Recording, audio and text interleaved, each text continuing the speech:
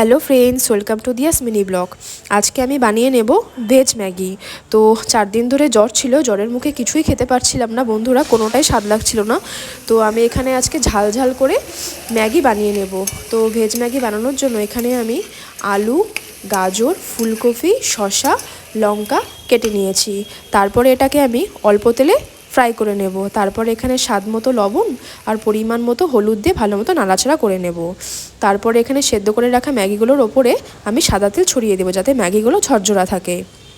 তো তারপরে দেখতেই পাচ্ছ এখানে আমার সবজি অলরেডি রেডি হয়ে গেছে, ফ্রাই হয়ে গেছে। তো এখানে আমি অল্প সয়া সস দিয়ে দেবো কালারের জন্য, তোমরা চাইলে এটাকে স্কিপ করতে পারো।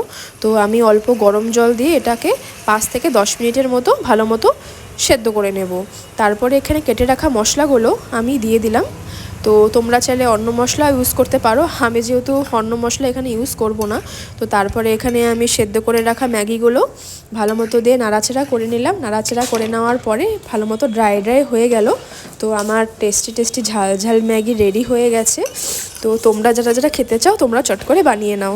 আমার ভিডিওটা ভালো লাগলে জানিও। চলো টাটা।